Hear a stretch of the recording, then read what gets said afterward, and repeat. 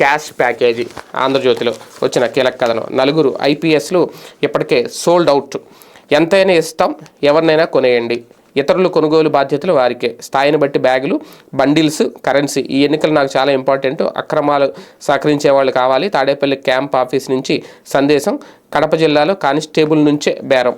రాయలసీమ జిల్లాలో అత్యంత ఏకపక్షంగా పనిచేసే ఒక యువ ఐపీఎస్ అధికారిని ఇటీవల అప్రధాన్య పోస్టులోకి పంపించారు. కానీ ఇదంతా వ్యూహాత్మకమే. విధుల్లో భాగంగా ఆయన రాయలసీమతో పాటు నెల్లూరులోనూ చక్రం తిప్పొచ్చు. ఆ జిల్లాల కాకీల కొనుగోలుకు ఈ యువ ఐపీఎస్ను వాడుకున్నట్లు తెలిసింది. సోల్డ్ అవుట్ అయిన మరో 2 ఐపీఎస్లు జగన్ కోసం ఫర్సేలకు సిద్ధమైన నమ్మకస్తులైన ఐపీఎస్లు గేలం వేస్తున్నారు. ఈ అమౌంట్ తీసుకో, నీకు కావాల్సినంత ఉంచుకో, మీ కింద వాళ్లకు ఇవ్వాల్సింది ఇచ్చే, ఇంకా అవసరమైతే అరేంజ్ చేస్తామంటూ బేరాలు మొదలుపెట్టినట్లు సమాచారం. నిజంగా ఒక సినిమా డైరెక్టర్ జగన్మోహన్ రెడ్డి గారు అన్నట్టుగా ఉంటాయి ఈ వార్తలు. ఇవన్నీ అక్కడ ఏం జరుగుతుందో, ఎవరిని కొన్నారో, ఎవరు సోల్డేట్ అయిన ఐపీఎస్లకి మళ్ళీ వాళ్ళకి డబ్బులు ఇవ్వడం ఏంటో.